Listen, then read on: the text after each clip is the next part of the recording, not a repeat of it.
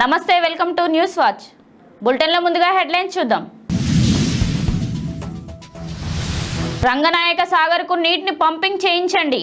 మంత్రి ఉత్తమ్కు రాసిన లేఖలో విజ్ఞప్తి చేసిన హరీష్ రావు. ఎల్ఎన్టీ చేతులెత్తేస్తే కేటీఆర్ మౌనంగా ఎందుకున్నారు? కీలక వ్యాఖ్యలు చేసిన కాంగ్రెస్ నేత నిరంజన్. నగరంలోని పబ్బులపై ప్రత్యేక నిఘా పెట్టాలి. కీలక ఆదేశాలు జారీ చేసిన సిపి కొత్తకోట శ్రీనివాసరెడ్డి. సుమోటోఫిల్గా జగన్ అక్రమస్తుల కేసు 3 నెలలకు వాయిదా వేసిన సుప్రీంకోర్టు.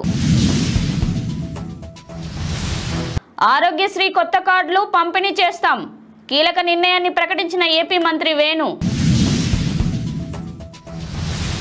1,00,000 కోట్ల విలువైన కొత్త రైళ్లు రాబోతున్నాయి. సుమారు 8,000 కొత్త రైళ్లతో ఊపందుకోనున్న భారత్ రైల్వే.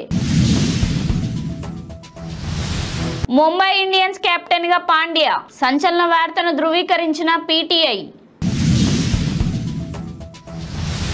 పాలకులు పెత్తందారులు కాదు, కేసీఆర్ పై పరోక్షంగా తీవ్ర విమర్శలు చేసిన గవర్నర్. న్యాయమూర్తులపైనే దాడుల ఆగ్రహాన్ని వ్యక్తం చేసిన చీఫ్ జస్టిస్ డివై చంద్రచూడ్. పక్క రాష్ట్రాల సీఎంలు జోకులు వేస్తున్నారు. వివాదాస్పద వ్యాఖ్యలు చేసిన జనసేన నేత నాదెండ్ల మనోహర్. ఇక వివరాల్లోకి వెళ్దాం. మంత్రి ఉత్తమ్ కుమార్ రెడ్డికి మాజీ మంత్రి హరీష్ రావు లేఖ రాశారు. రైతాంగ సమస్యను పరిష్కరించాలని, వర్షాభావ పరిస్థితులు నెలకొనడంతో యాసంగి పంటకు సరిపోయే నీరు రిజర్వాయర్లో లేక రైతాంగం ఆందోళనకు గురవుతుందన్నారు. రైతాంగ ప్రయోజనాలను దృష్టిలో పెట్టుకుని వెంటనే మిడ్ మానేర్ నుంచి 1.50 టీఎంసీల నీరు రంగనాయక సాగర్ కు పంపింగ్ చేసేలా ఇరిగేషన్ అధికారులను ఆదేశించాలని లేఖలో విజ్ఞప్తి చేశారు. 2 నెలలు గడిచినా మేడిగడ్డపై కేసీఆర్ స్పందించలేదని కాంగ్రెస్ నేత నిరంజన్ అన్నారు. మేడిగడ్డపై విచారణ జరిపిస్తామని సీఎం రేవంత్ రెడ్డి అన్నారు. సీఎం ప్రకటనపై ప్రజలు హర్షం వ్యక్తం చేశారు. మేడిగడ్డను ఎల్ఎన్టీ పునరుద్ధరిస్తుందని కేటీఆర్ ఎలా చెప్పారు? ఇప్పుడు ఎల్ఎన్టీ చేతులెత్తేస్తే కేటీఆర్ మౌనంగా ఎందుకున్నారు అని ప్రశ్నించారు. హైదరాబాద్ లోని పోలీసులకు సిపి కొత్తకోట శ్రీనివాసరెడ్డి కీలక ఆదేశాలు జారీ చేశారు. నగరంలోని పబ్బులపై ప్రత్యేక నిఘా పెట్టాలని పోలీసులకు సూచించారు. పబ్బులు సరైన సమయానికి మూసేలా చర్యలు తీసుకోవాలని ఆదేశించారు.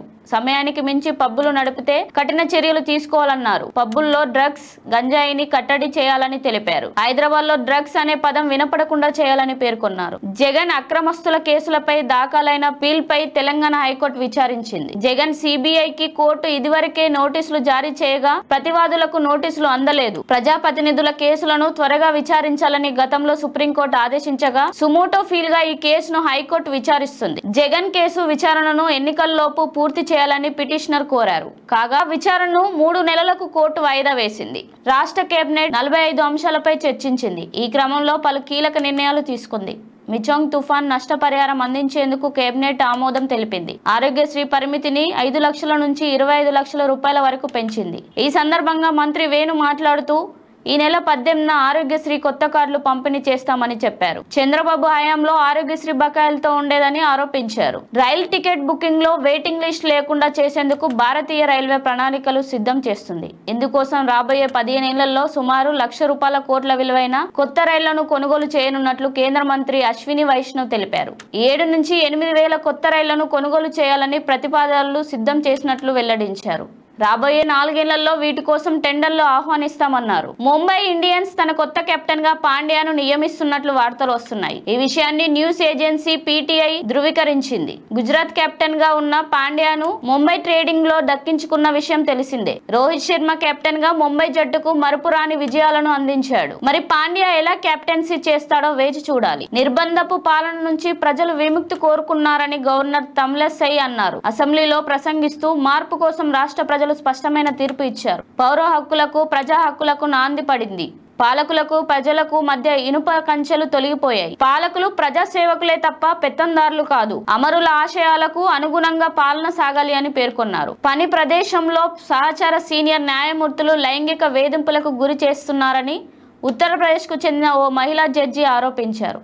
స్థానికంగా న్యాయ పోరాటం చేసినప్పటికీ ప్రయోజనం లేకపోవడంతో చనిపోవడానికి అనుమతి ఇవ్వాలని కోరుతూ చీఫ్ జస్టిస్ కు లేఖ రాశారు. ఈ ఘటనపై ఆగ్రహం వ్యక్తం చేసిన చీఫ్ జస్టిస్ డివై చంద్రచూడ్ పూర్తి నివేదిక ఇవ్వాలని అలహాబాద్ హైకోర్టును ఆదేశించారు. రాష్ట్రంలోని ఏ ప్రాంతానికి వెళ్లాలన్నా రోడ్డు సక్రమంగా లేవని జనసేన నేత నాదెండ్ల మనోహర్ విమర్శించారు. మంగళగిరిలోని జనసేన పార్టీ కార్యాలయంలో మాట్లాడుతూ ఇతర రాష్ట్రాల సీఎంలు జోకులు వేసుకునే పరిస్థితి నెలకొందని ఎద్దేవా చేశారు. రివర్స్ టెండర్ వల్ల రోడ్ల నిర్మాణం జరగకుండా పోయిందని ఆరోపించారు. కనీసం రోడ్ల రిపేర్లు కూడా చేయించలేని దుస్థితిలో జగన్ ప్రభుత్వం ఉందని ఆరోపించారు. అభివృద్ధికి సూచికలైన రోడ్లు నిర్మాణం కాకపోతే రాష్ట్రం ఎలా అభివృద్ధి చెందుతుందని విమర్శించారు. బులెటిన్ల హెడ్లైన్స్ మరోసారి చూద్దాం. రంగనాయక సాగర్ కు నీటిని పంపింగ్ చేయించండి. మంత్రి ఉత్తమ్ కు రాసిన లేఖలో విజ్ఞప్తి చేసిన హరీష్ రావు. ఎల్లాంటి చేతులెత్తేస్తే కేటీఆర్ మౌనంగా ఎందుకున్నారు? కీలక వ్యాఖ్యలు చేసిన కాంగ్రెస్ నేత నిరంజన్. నగరంలోని పబ్బులపై ప్రత్యేక నిఘా పెట్టాలి. కీలక ఆదేశాలు జారీ చేసిన సిపి కొత్తకోట శ్రీనివాసరెడ్డి. సుమోటో ఫీల్గా జగన్ అక్రమస్తుల కేసు 3 నెలలకు వాయిదా వేసిన సుప్రీంకోర్టు. ఆరోగ్యశ్రీ కొత్త కార్డులు పంపిణీ చేస్తాం. కీలక నిర్ణయాన్ని ప్రకటించిన ఏపీ మంత్రి వేణు. 1,00,000 కోట్ల విలువైన కొత్త రైళ్లు రాబోతున్నాయి. సుమారు 8,000 కొత్త రైళ్లతో ఊపందుకోనున్న Bharat railway. Mumbai Indians captain గా పాండ్యా. సంచలన వార్తను ధృవీకరించిన పీటీఐ. పాలకులు పెత్తందారులు కాదు, కేసీఆర్ పై పరోక్షంగా తీవ్ర విమర్శలు చేసిన గవర్నర్. న్యాయమూర్తులపైనే దాడుల ఆగ్రహాన్ని వ్యక్తం చేసిన చీఫ్ జస్టిస్ డివై చంద్రచూడ్. పక్క రాష్ట్రాల సీఎంలు జోకులు వేస్తున్నారు. వివాదాస్పద వ్యాఖ్యలు చేసిన జనసేన నేత నాదెండ్ల మనోహర్. ఇది వాల్టి బులెటిన్ అప్డేట్స్. చూస్తూ ఉండండి న్యూస్ వాచ్.